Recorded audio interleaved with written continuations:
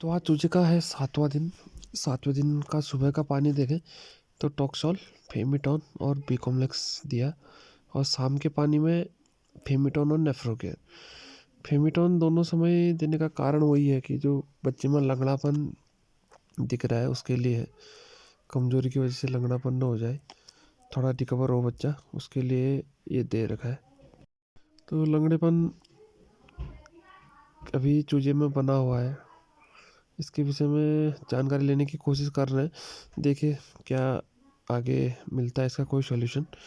तो इसके मैं शाम के समय में किया था, हमने रानीखेत बीमारी का वैक्सीनेशन शाम को, क्योंकि ठंडे में करना पड़ता है, तो शाम के समय किया। और चारे में वही फ्री स्टार्टर फीड लगा हुआ है। और आज एक चूजे की फिर मॉडलिटी हुई है। जो बच्चा कमज़ोर था, जो लंगड़ा था, वो चारा बाजी उठा नहीं पा रहा था, तो उसकी मॉडलिटी अभी हुई है। तो आज बात करेंगे रानीखेत की बीमारी, उसकी रोकथाम के बारे में। तो रानीखेत डिजीज मुर्गियों या पक्षियों में होने वाली एक सबसे घातक बीमारी है।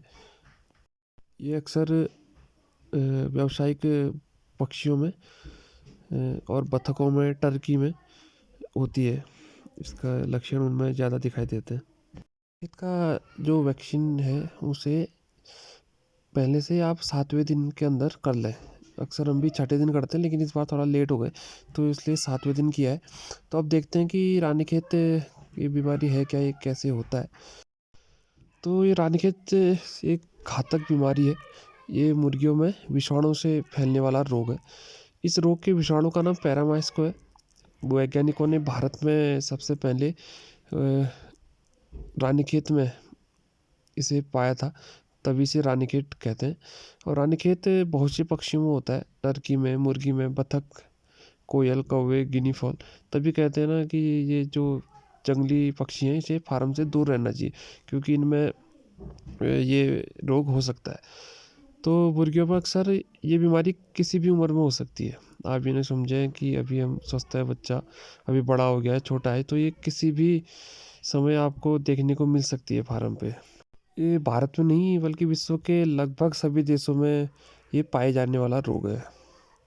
तो अब बात करते हैं इसके लक्षण क्या दिखाई देते हैं मुर्गियों में। मुर्गियों में इसका प्रभाव ना ब्रेन में ज़्यादा दिखाई देता है। तो बच्चा असंतुलित होकर लड़खड़ाकर चलने लगता है, उसकी गर्दन पीछे की ओर घूम जाती है।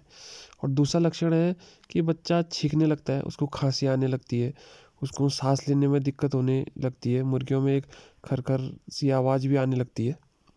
पाचन शक्ति बच्चे की कमज़ोर हो जाती है, उसे डायरिया होने लगता है, पतला हरे रंग का डायरिया होने लगता है, उसका लीवर ख़राब होने लगता है। लीवर को प्रभावित ये ज़्यादा करता है, तो उसका पाचन तंत्र खराब हो जाता है उससे। तो एक लक्षण है जिससे आप ये कंफर्म कर सकते हैं कि बच्चे को आरडी हो गई है। तो बच्चा की गर्दन पीछे करके, मतलब पीठ की ओर ये गर्दन करने लगेगा और स्टारों को देखने लगेगा, यानी मून गेजिंग करने लगेगा, ऊपर आसमान की ओर देखने लगेगा। तो ये एक लक्षण है जिससे आप ये पता कर सकते हैं कि इसमें आरडी आ चुकी है करके बर्ड्स में। ये कुछ पिक्चर है जिससे आप इनके लक्षणों का पता कर सकते हैं। चूजा बिल्कुल ढीला ढाला एक जगह बैठ जाता है, सुस्त सा, चल नहीं पाता, बेजान सा बैठ जाता है एक जगह। इसके फेदर भी रफ हो जाते हैं, जो उनके पंख होते हैं वो खड़े हो जाते हैं। तो बात करते हैं हम निदान की। तो निदान एक ये हो सकता है कि आप फार्म के जो प्रोटोकॉल है उसको आप प्रॉपर फॉलो करें, और फार्म के आसपास साफ सफाई अच्छी रखें।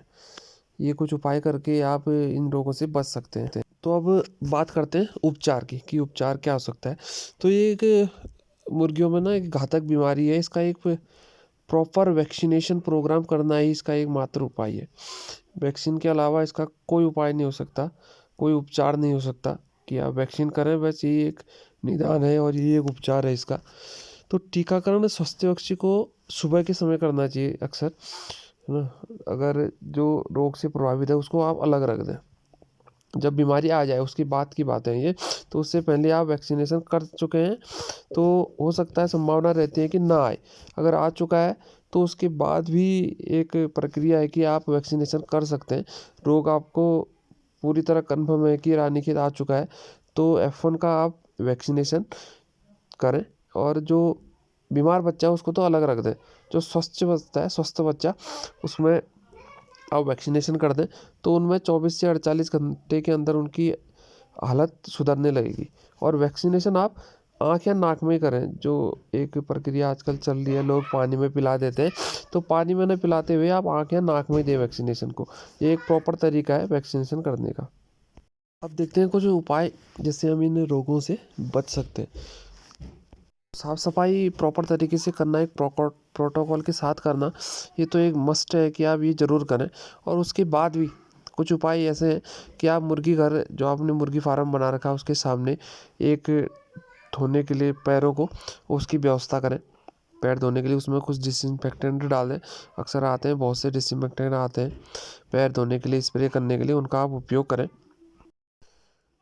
जैसे सफाई में आ गया पर्दे, आप उनके डब्बों को एक अच्छे से साफ करें, उनको सुखा लें फिर अच्छे से।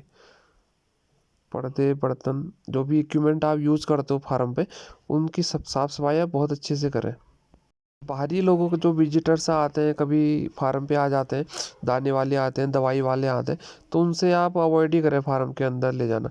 कोई उनके साथ आप मीटिंग मिलें, आप दूसरे की बातें भी सुनें, लेकिन उन्हें फार्म के अंदर या फार्म के आसपास ना आने दें। कोई उनसे मीटिंग की व्यवस्था कहीं दूर करें, या आप विशेष ध्यान दें। अगर आपके 2 फार्म है तो इन दोनों फार्मों के बीच की दूरी कम से कम 200 मीटर होनी चाहिए। इतने आप डिस्टेंस में 2 फार्म बनाएं और दोनों में कोशिश करें कि एक ही भैंस डालें। और मुर्गियों में अगर किसी भी तरह की बीमारी आती है तो आप उन बीमार पक्षियों को स्वस्थ पक्षियों से अलग रख दें। उनकी को चारे और पानी की, उनकी गर्मी की व्यवस्था आप अलग रख दें। और अगर बच्चा मर जाता है कभी, तो आप मरे हुए पक्षी को दफना दें, गड्ढे के अंदर डाल दें, ताकि जिससे कुत्ते बिल्ली उसको आपके फार्म की ओर न ला सके।